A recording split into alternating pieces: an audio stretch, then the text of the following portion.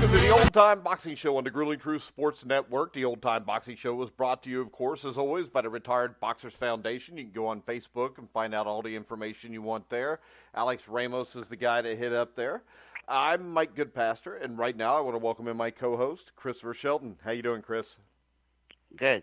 Ready to go? All right, our topic today is the life and career of Max Schmeling. Which, I think we did Max Bear not too long ago, so we might as well keep this going with the older fighters. So when you think of Max Schmeling, what do you think of? Well, I mostly think of the two Lewis fights, the thoughts or opinions of whether he's a Nazi or just should have done more. And I would say those are probably, and then he was heavyweight champion for a brief time. So I would say those are probably my three impressions. The knockout win against Lewis is pretty impressive. Well, see, my first thoughts when I think of him is I think one of the most underrated champions because, as you said, this is a man that beat Joe Louis when Joe Louis was close to his prime. If he wasn't in it yet, it was right before it. So I think he really gets screwed over by the Nazi thing. And I think just from everything I've read, I don't think there's any doubt that he was not a Nazi. But I think what this needs to focus on, I think he was one of the most underrated champions of all time. Yeah, I think also the New York Times wrote a really long obituary on it. It's always, I kind of look at what they write about people just to see. Anyway, Schmeling got a pretty long one, tribute, and I think they kind of mixed up a little part of him with Bear because they said that he had no left jab. Well, he did have a left jab. He actually had a pretty good left jab.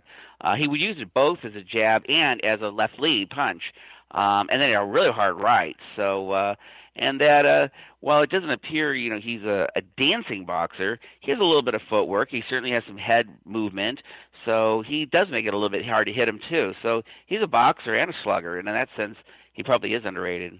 Yeah, I think he was a scientific fighter from when you watch him, not like the guys you might find a few years before or even guys of the same time. And from everything I read, he first became acquainted with boxing as a teenager. His father was a big boxing fan, took him to watch the film of the heavyweight championship match between Jack Dempsey and George Carpentier. Impressed with Dempsey's performance in the fight, young Schmeling became determined to imitate his new hero. He began boxing in amateur competitions, and by 1924 had won Germany's national amateur title in the light heavyweight division.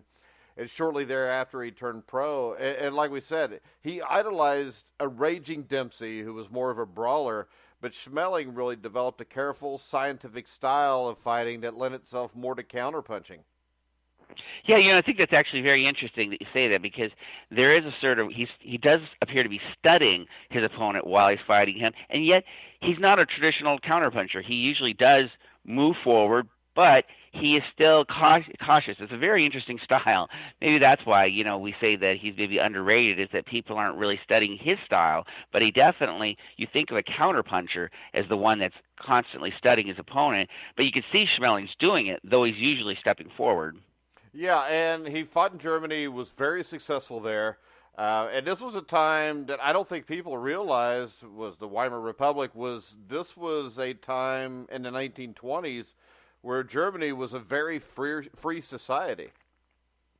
Yeah, and even through the time of his becoming heavyweight champion, this was the fun, kind of wild place to go. I mean, even later on, you heard the Beatles talk about Hamburg that way. But Germany was a place that I guess we would view the Netherlands, where it's just a kind of a place where it's very liberal and that kind of anything goes. I wish I lived like that. I live in Arizona. We suck. We got rules for everything. But anyway, Germany sounded great at the time. Yeah, well, that's your fault because, you could always, drive over to Amsterdam. Yeah, well, swim the ocean. I might think about it. Yeah, but yes, Germany was certainly a free time. And then he came to the United States, and I think the thing that really set his career on the right course was he had a manager by the name of Arthur Below, who was from Germany, and when he got to the American boxing scene, he changed over to Joe Jacobs, who was a Jewish manager who was known to get guys fights.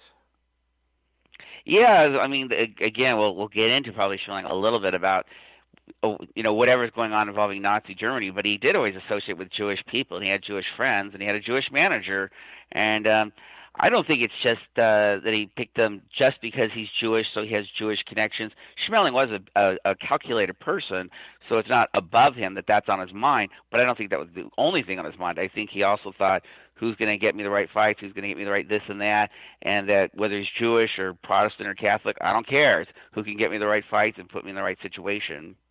Yeah, and a lot of people thought, this is a European who's stiff. When he fights an American, things aren't going to go well. His first big fight, I think, was February 1st, 1929, where he fought the American Johnny Risco. He dominated Risco, dropping Risco in the first, seventh, eighth, and ninth rounds, each with a right hand. They ended up stopping the fight in the ninth round. And really, a squad of policemen had to clear the passage through the crowd, leading Schmeling to his dressing room. And the newspaper reports I read said it was one of the wildest ovations they'd heard at Madison Square Garden in years. And, this was also, I think, the 1929 Fight of the Year by Ring Magazine. So this is a fight that really brought Schmeling into the American consciousness. Yeah, and even before that, at least his first couple fights, he fought at Madison Square Garden. So these are very high-profile fights. Sometimes, and it's not meant to be prejudice, but sometimes we think when you're American, you just sort of think, the American fighters are the best. And we hear about these European fighters that give themselves titles. They come over to America, and we just kick their asses. But no, this is a guy that came over and immediately fighting at Madison Square Garden, drawing a lot of attention and fighting well. Yeah, and then next up, he gets a shot against a guy that seems to come up in every show. And I'm going to say his last name wrong again. Polino Uskandun. I know you know how to say that, Chris. No, actually, I probably say it. I always say it, as long as you have the information, it doesn't really matter how you say it. But yeah, I kind of do the same thing. As long as I'm close enough so everybody knows. But that fight, basically, the winner there was going to get a shot at the title, the vacant title. And Schmeling really cut Uskandun's face to ribbons and dominated the fight. He won a 15-round decision. And once again, the crowd at Madison Square Garden seemed to really take to him. And this led to a shot at the vacant National Boxing Association World Heavyweight title and the vacant New York State Athletic Commission heavyweight title against Jack Sharkey. And this was a controversial fight, to say the least, Chris. Yeah, for sure. And just to mention the person that vacated their title was Gene Tunney. Gene Tunney only lost once in 76 fights. And but I think the one thing to mention is he only defended his title against Dempsey and then one other time. And then he realized, the dedication. A lot of these champions, they just stop fighting and just hold on to the title. So I do give Tunney credit that he said, you know what, I don't think I'm going to be the same guy ever again, and did leave it vacant so that these two guys could fight. And yes, the fight between Jack Sharkey won. And the reason Sharkey got a chance at the title was there's an elimination bout between Dempsey and Sharkey who would fight Tunney for the title. Dempsey had already lost to Tunney, and Sharkey dominated that fight. And then Dempsey threw a low blow. Sharkey looked at the referee and complained, and while he was looking at the referee and complaining, Dempsey knocked him out. And it was pretty, I can't say it's dirty, but it was, that's pretty much what put Sharkey into the, hey, he should get a shot at the title. And really, he fought Schmeling well for the first 3+ rounds and was definitely leading. And he landed, I don't think it was necessarily intentional, but he clearly lands a low blow. A really hard low blow. And Mike, from sports, that if you're not wearing a cup, I don't know if Schmeling was wearing a cup or not, that hurts. And now we also have, when there's a low, a punch to that injures you, that you get like 5 minutes to see, hey, a chance to rest, but they didn't have that. So Schmeling, and I think Schmeling could have been exaggerating a little, because he fell to the ground, immediately started jumping up and down for a disqualification. On the ground, but he's pointing for a disqualification, and then he has two people come up and carry him back to his chair, and then the referee has to make a judgment call, and the referee decided on a disqualification victory for Max Schmeling, which was, as popular Schmeling was, that was an unpopular way for him to win the title. Yes, and his first title defense was against Young Stribling, who's a guy I think had like 300 professional fights. Schmeling won that title, or basically defended his title. He was a slight betting favorite when the fight started, but this was a fight that I think a lot of people thought would be a 50-50 fight. But Schmeling ended up stopping him late in the 15th round. What was your take It's a on pretty this entertaining fight? fight. Yeah. It's a pretty entertaining fight. I think Schmeling is clearly leading going into the 15th round, though it's reasonably close. Stripling's a really good boxer. As you said, he had over 200 bouts, over 100 knockouts going into the fight. So Schmeling was certainly going against somebody much more experienced than him, but not somebody much older. I think Stripling might have been like less than a year older, but fought so much more. And Stripling was trying to throw jabs with Schmeling, but Schmeling, I think, had definitely more powerful rights when he landed. Stripling could, would have moments in the fight, but I think Schmeling dominated. And then in the 15th, Schmeling was able to knock him down, and it was a TKO 15. Yeah, Denny's next title defense was a rematch against Jack Sharkey at the Madison Square Garden Bowl in Long Island City. This is a fight that was very controversial. A lot of the guys at ringside thought that Schmeling won it, but Sharkey got the decision. Yeah, it was a split decision, but no, I got to admit we suck. It was in New York. This is finally when Hitler's starting to kind of wait a minute, who is this? What's going on? What's going on in Germany? And Sharkey has 3 American judges.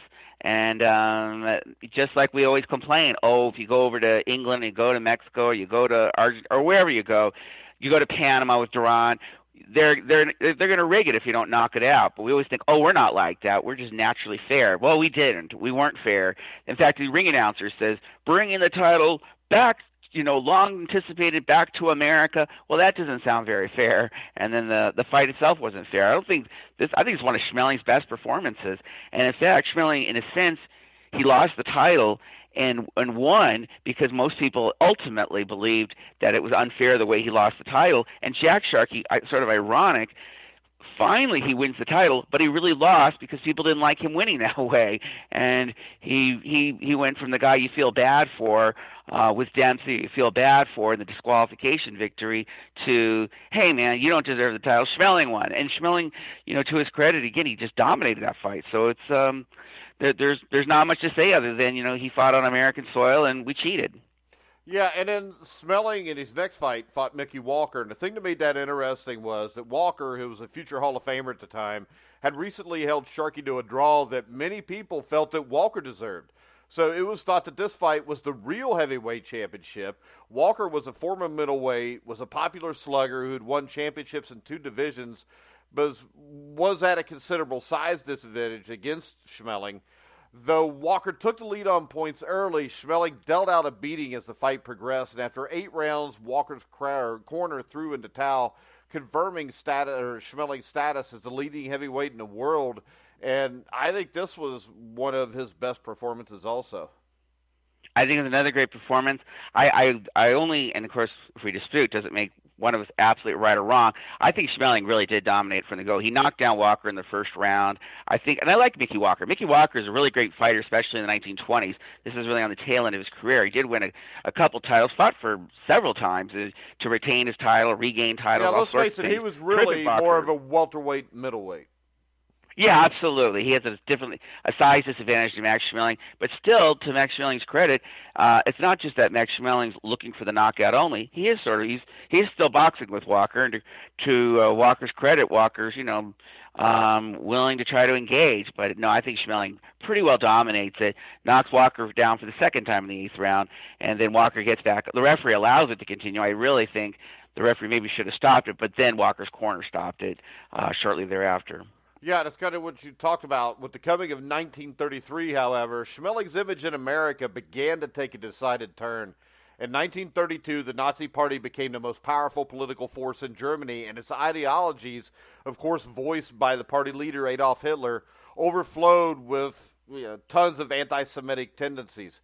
Major American cities such as New York had large Jewish populations who worried about what the Nazi Party could mean for people of their religion in the future. Schmeling, because he was a German, was viewed as an extension of Hitler's plans for world domination, whether it was right or wrong. And when he was slated to fight, Max Baer on June 8th, 1933, he immediately became the bad guy in the eyes of the fans. You know how the public is, and the press is going to want to drum that up and make him the bad guy to sell tickets. And Bear, who did not practice the Jewish religion but had a Jewish father, came into the ring wearing the Star of David on his shorts. Promoter Jack Dempsey, remember, this is Max Schmeling's idol, played up the angle, and suddenly the fight was viewed as Bear defending his faith against the prejudice of the Nazis, represented reluctantly, of course, by Schmeling. And I think this is, the downfall of the next couple of years leading up to the Lewis fight for him. Because, when you look at Schmeling, I don't think he looked that right that night. And, Bear had a wild, brawling style, frequently fouled people, including backhanded and rabbit punches, which he did a ton, especially the backhanded punches. It's very interesting to see these backhanded punches he has. Yeah. I don't see too many people throw punches as a back slap, and he has a back slap I think punch. the only one today would be unusual. Deontay Wilder. Occasionally he'll do it with a jab, but and Bear is actually one of the things that because you get so used to watching him face Carnera, who's so much bigger than Bear, you forget how big Bear is. Bear's a bigger guy than Schmeling too, and you're right. It's not always easy just to be. Sometimes it's just not your night and stuff like that. They engage, and Bear does roughhouse. I don't think he necessarily did anything really awful against Schmeling, but it was Bear's night, and Bear did go in there with wearing the Jewish star. Now, after that fight, the Jewish star became huge, but it was at this point it was still a little smaller, but certainly it was sending a message, because Bear, as you said, really wasn't that religious in a sense, they were playing with an end that was making Schmeling the villain, but a villain in a way that was going to really hurt Schmeling's life for the next few years. Yeah, and Schmeling was thrashed. They stopped the fight in the 10th round. Bear really gave it to him. You combine that with a follow-up loss to contender Steve Hamas, or however you say that. I'm bad with last names. Early the next year, and I think it left a lot of people wondering if Schmeling was still a world-class fighter.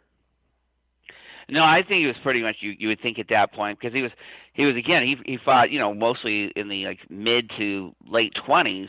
That he'd had his time. He's already a former heavyweight champion, and now he's a former heavyweight champion who'd been battered and beat up by an upcoming Bear. He lost a couple other fights, and it did look like his best days are behind him.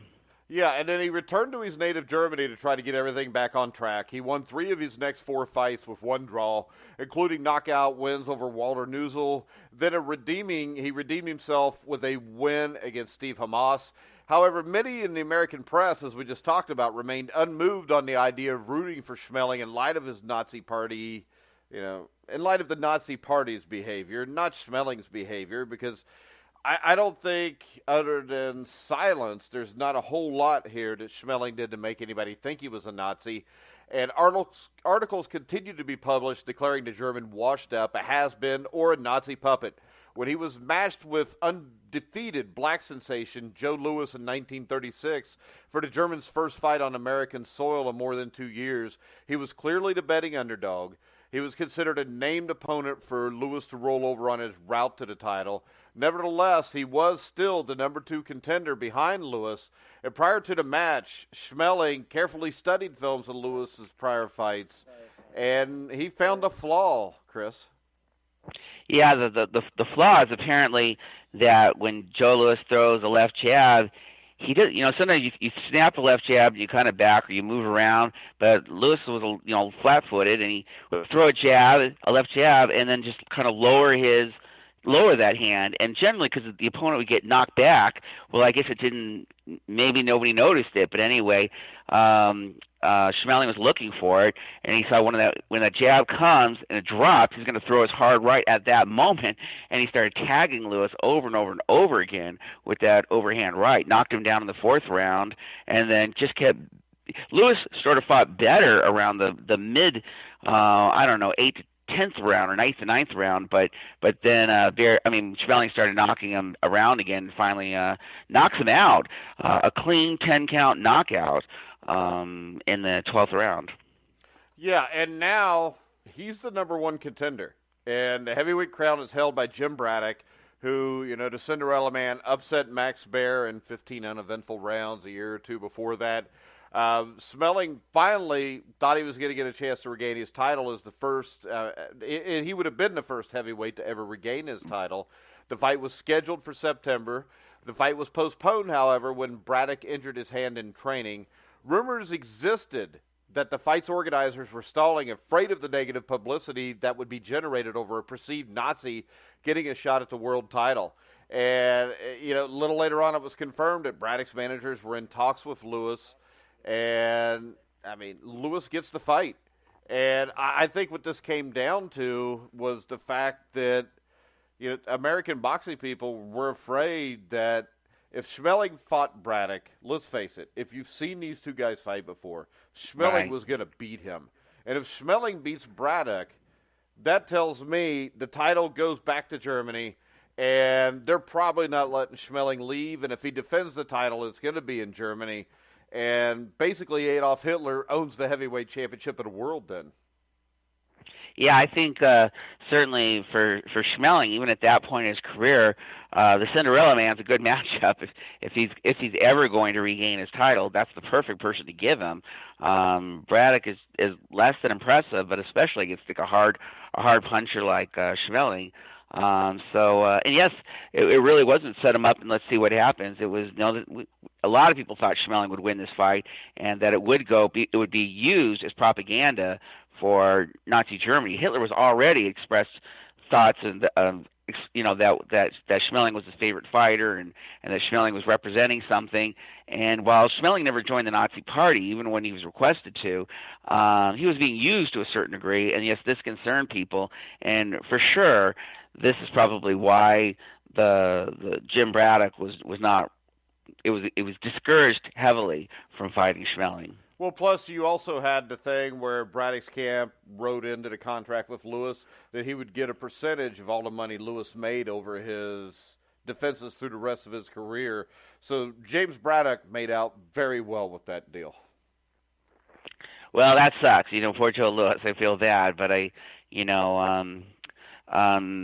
anyway, it is what it is. But anyway, it's interesting that I guess considering how well Schmeling performed against Lewis the first time around, that there wasn't more concern. Hey, maybe Schmeling can do it again against Lewis. Sometimes styles make fights, and boxers, just one boxer is sort of your Achilles heel. So, getting to fight Joe Lewis, fighting Joe Lewis, even though Lewis was a 2-1 favorite, it's not a sure thing that Schmeling at the time absolutely couldn't win this fight, though Americans were absolutely vicious to Schmeling and did everything they could to make him feel like total trash and wreck his, mental health going into the fight. Yeah, and the thing that's amazing to me is, and we talk about Joe Lewis, and this is why, to me, he's one of the 2 or 3 greatest heavyweights, was the fact that he got dominated by this guy. And just with the Nazi thing and Adolf Hitler, if he would have never fought Schmeling, I don't think anybody would have ever held it against him. And right. He went out of his way to get Max Schmeling back in the ring. Lewis said, this is the only time I ever fought somebody with total anger. And you're right, a lot of it really is on Lewis's end, because you're right, if he doesn't fight Schmeling, nobody's really going to worry about it, because you think, A, Schmeling is, pretty up there in age, and then B, there is the whole worry about, Nazi Germany and stuff like that. So you'd just be saying, oh, he's doing something patriotic. So he was taking a chance fighting Schmeling. It may not appear that way when you watch the fight, but we didn't know what was going to happen when the fight actually began, and so it was a slightly dangerous fight, because if Joe Lewis loses that fight to Schmeling, not only does the title go to a German at a time where the Nazis are in control, but Joe Lewis, a black man, may not get another shot ever again to regain his title. Yeah, and the thing that's interesting about the fight is we know what happened, one of the most brutal one-round knockouts you're ever going to see. The thing that was interesting to me was in 1975, I found a quote from Max Schmeling, who said, "Looking back, I'm almost happy I lost that fight. Just imagine if I would have come back to Germany with a victory. I had nothing to do with the Nazis, but they would have given me a medal, and after the war, I might have been considered a war criminal." Yeah, you're right. I've seen that quote too, and it is funny how fate does its thing. That's the whole thing about being Catholic, which I'm not convincing other people to convert, but that, sometimes it looks one way, but if you just hang in there, there's a reason for things. And yes, if Schmeling actually beats Lewis and regains the title, it might be the worst thing that ever happens to him, because ultimately, On the day he died, the German president just happened to be in Israel.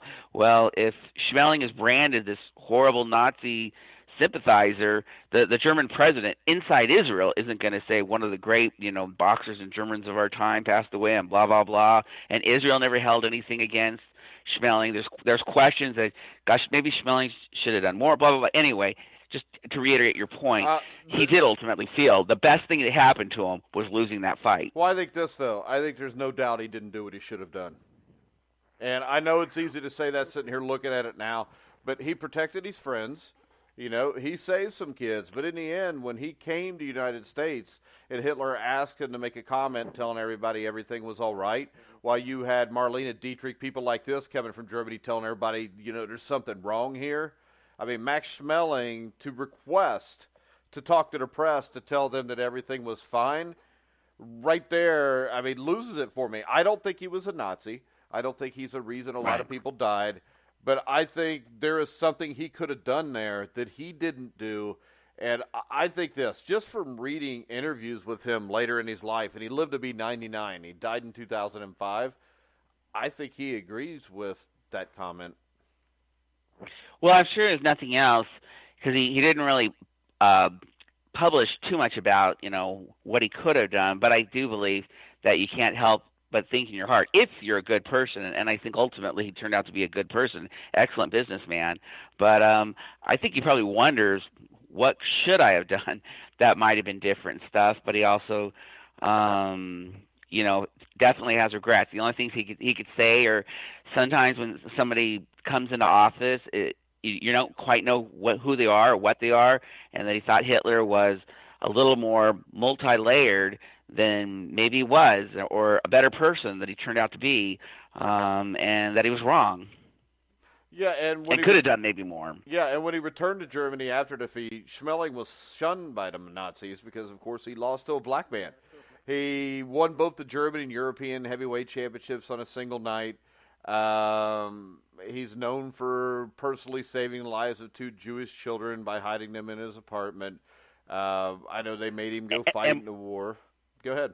And there were other people that immigrated to America who went out of their way to say, hey, Max Schmeling helped pave the way so I could do this, or talk to people when it looked like, something, I might be taken away, and they said, let this guy go, let this person go. Now, unfortunately, you probably had to know Max Schmeling to have him help you, but he did try to help the Jewish people that he knew. And again, really the only question is, could he have helped more Jewish people he didn't know? And that is a very tough call, because there's only so much you can do before they start getting suspicious about you, and suddenly Max Schmeling might find himself arrested. But the thing is, if he comes over here in 1936, 37, or 38, and at the press conferences for those fights, actually stands up and says, hey, I'm not going back to Germany because this is what's going on there, it might have made a difference. It might have, or it might not have. I don't know. I mean, first of all, Hollywood movies certainly weren't touching the subject. So the boxers have a lot of this wasn't touching it, because if you look at it, there was a huge American Nazi party that, in the 30s would hold rallies at Madison Square Garden in front of 20,000 Americans cheering them on. And you had the Bush family who helped back them. IBM, which was started with the New Deal with FDR, actually was, giving money to them. So there's a lot of American entities there that did a lot worse than Max Schmeling ever did, because they were supported with money from a lot of different American companies and corporations. Absolutely. The only thing that Schmeling ever did was say that at certain times, before it became apparent, the atrocities and stuff, that it might, when people were concerned, it was more peaceful than people think, and he was wrong. But you're right, there are people like Joe Kennedy, the hero Charles Lindbergh, who said, there's nothing wrong with the Nazi Party. It's great.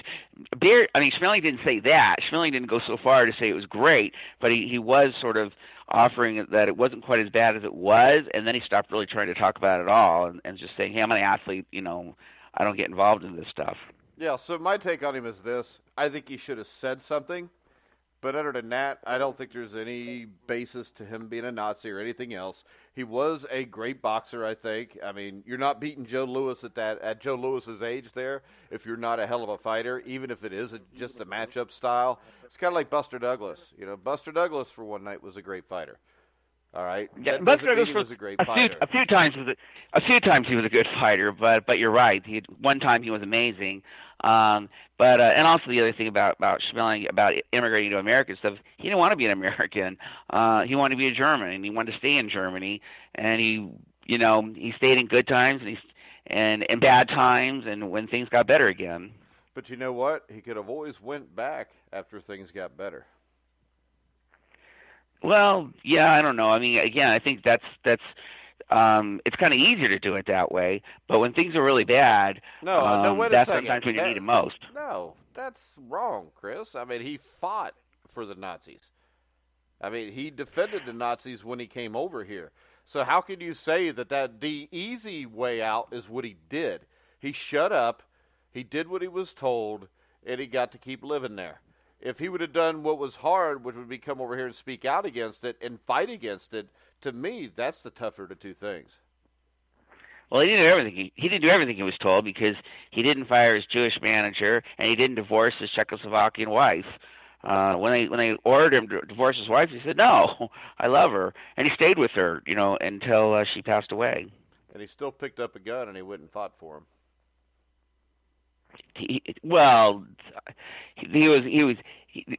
like I said, he's there in bad times. I mean, it would have been a lot easier to be America than go back to Germany with that loss to Lewis, and they're pissed off at you. The Nazis are pissed off at you, and they draft you as an ordinary soldier. Hell, it would have been a million times easier. I mean, Bill Clinton avoided that shit. George W. Bush avoided that shit. But Schmeling should have stayed in America. It would have been better for him. But instead, he went back and took the pain and the wrath because he's a German. He loved his country, and it was worse for him to go back than to stay in America. Well, it would have taken more courage to not go. I'm sorry, but to go fight for that, he didn't fight anybody. He didn't fight in a war. No, he got drafted into it, but he got injured before he wasn't in any combat of any sort. He certainly didn't shoot anybody. How do you know he didn't shoot anybody? You weren't there. He was in a hospital. He got a hospital and was stayed. He was basically in the hospital for the most time from the time he was drafted. And believe me, he didn't want to be drafted. That was not a gift because now he wanted to fight for the Nazis. It's you've disgraced the white race. You've disgraced the Nazi Party, even if you're not a part of Nazis, and you're getting punished. This is punishment. He didn't want to go under those circumstances.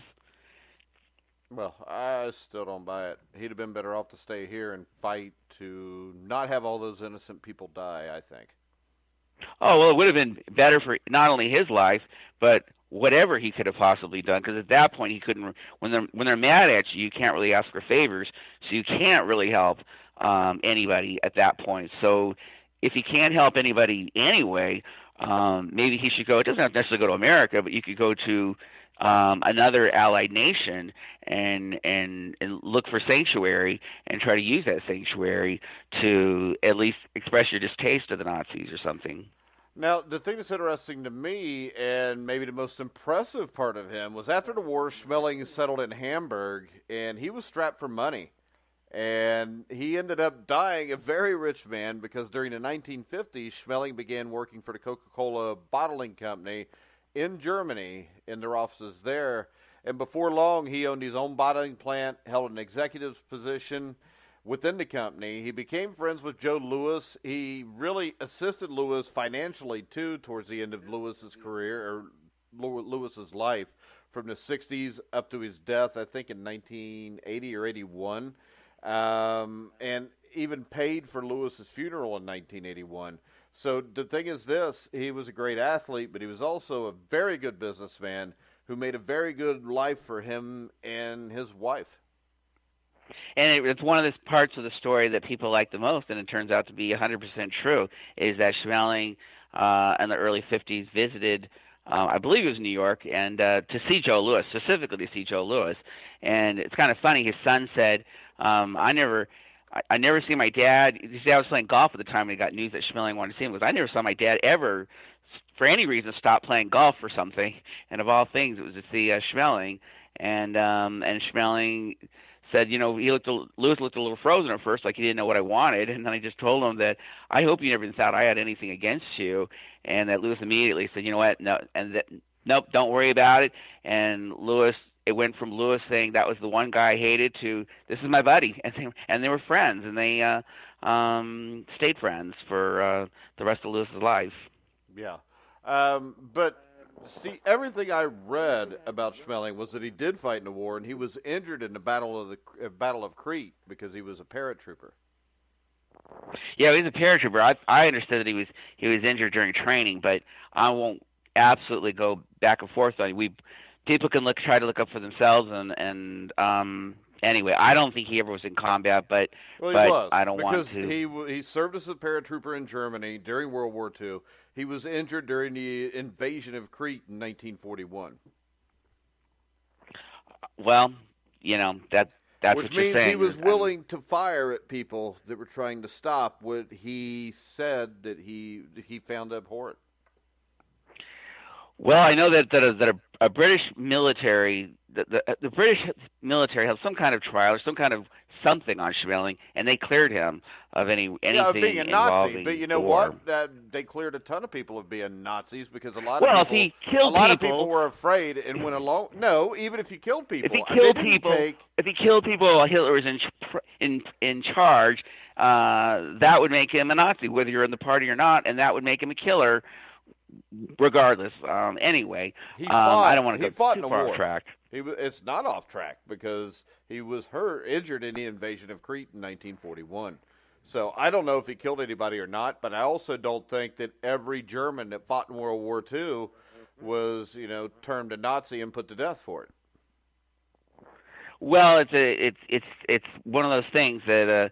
When even in America too, that you're drafted into a war. Now we don't have the draft now, but you did.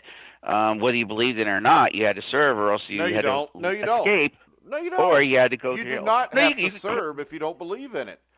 I mean, you have to claim. You have to claim. Conscientious objector.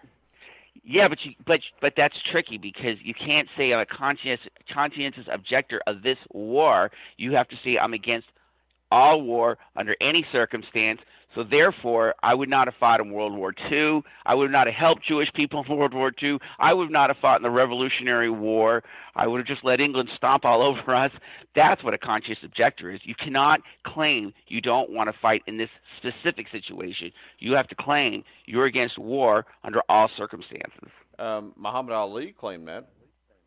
Because he was that he was a conscientious objector against all circumstances. And that's partially why I went through. That's actually a pretty complicated court case, but yes, that was part of it. A conscientious objector, from reading the Constitution, is an individual who has claimed a right to refuse to perform military services on the grounds of freedom of thought, consciousness, or religion.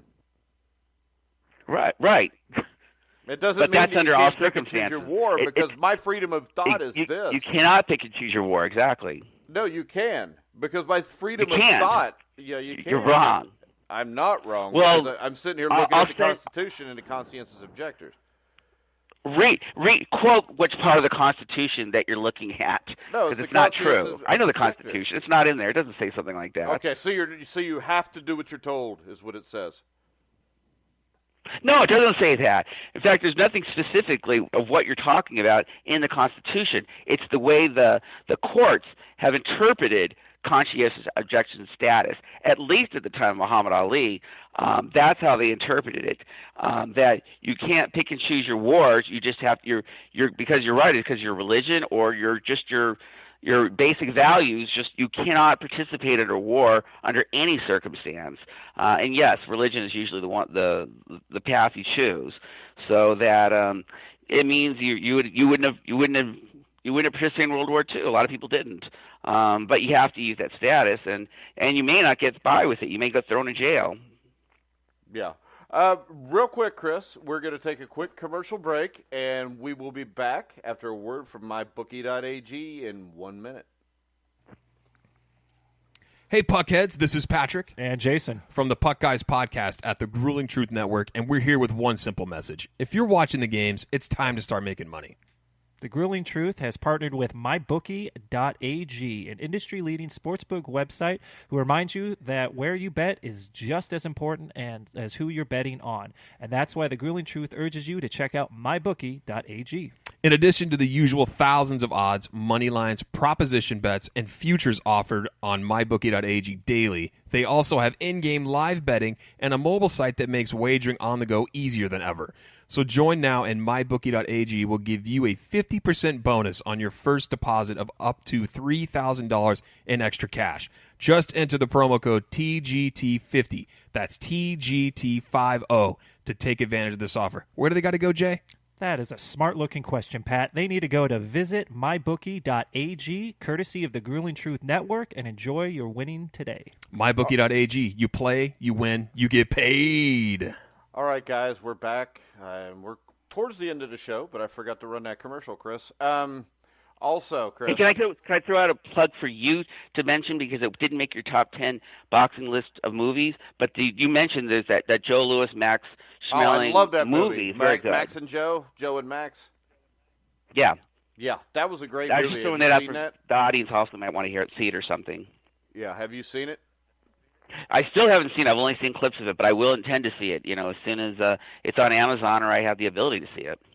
All right. Also, by the way, there is a court case, Hamilton versus Regents, and the United States versus McIntosh, both in the Supreme Court, which found that the First Amendment was the reason that people could be conscientious objectors. Yeah, I would say that any of the reasoning of that stuff would fall definitely under the First Amendment. Yeah, well, you told me before it didn't. No, I said that the trial courts interpret what the First Amendment applies to as far as conscientious objector status. What I said is there's nothing specific about conscientious objector status in the Constitution. It's not in the Constitution, but when you're interpreting, do you have the right to do this or not, you're using the First Amendment as to apply what does conscientious objector status means. And then the courts decided that it ultimately applied to the First Amendment, and that the reasoning had to be amongst religion, and most of all, and that your religion prohibited you from doing it under any circumstance, like a pacifist or a Quaker or something. Yeah. Okay. Oh, but all right. What are we talking about next week? Well, I know you never liked my topic, so I picked Primo Carnera or something, but you never liked those kind of guys. Primo Carnera sucked. I could have beat him up. How about we were actually talking about Tommy Burns, which I think is an interesting guy. I don't know if you want to do him, and also the weird death that was Luther McCarthy that Tommy Burns promoted late in his career. But anyway, I don't know if you thought he would be an interesting guy, or the guy that knocked out Schmeling early in his career, Larry Gaines. That's kind of an interesting guy that nobody really does. What do you think about Stanley Ketchel? All right, Stanley Ketchel next week. I just asked you what you thought. I wouldn't be in a dick. I kind of think that whatever it is, I enjoy still watching the fights and sort of reinterpreting, in my own mind what I think of them and stuff like that. And for Ketchel, it's not a bad thing, because I sort of sometimes gloss over his, this great career as a middleweight and stuff, because I keep thinking how Jack Johnson knocked his teeth out and go, hey, let's remember his good days and not just, the unfortunate one. But if you wanted to Ketchel, we'll do Ketchel. Well, he went 12 rounds with him too, though, so you got to give him that. Oh no, that was rigged though. But anyway, that's another story. Yeah, if you wanted to Ketchel, we can. If you want somebody else, we could do somebody else. That's what you claim it was. Harry Wills could be another guy. Not too many people do Harry Wills these days. Well, that's our next two shows. Okay, so who's next Monday, and I'm in whichever. We'll go Ketchel next Monday, and the Monday after we'll go Harry Wills. That sounds great. All right, guys, we're going to go ahead and wrap it up. Make sure you go to thegruelingtruth.net, check out all of our shows. Check out the new live show of me and former Indiana Hoosier Steve Risley. We do every Sunday night and Thursday night at 9 o'clock. You can find this show from last night on thegruelingtruth.net now, covering the Joe Paterno HBO movie. On Thursday night, Steve will debate Mary from The Grueling Truth and A Sip of Sports. on the merits of paying college athletes. Mary thinks they shouldn't be paid. Steve does. So make sure you check us out at thegruelingtruth.net live, 9 o'clock Thursday night. So we're going to go ahead and wrap this up. And I want to remind you, you can catch all the shows on iHeartRadio, iTunes, TuneIn, Spreaker, Stitcher. Wherever you find sports podcasts, you'll find The Grueling Truth. So for Christopher Shelton, I'm Mike Goodpaster. You've been listening to The Grueling Truth, where the legends speak.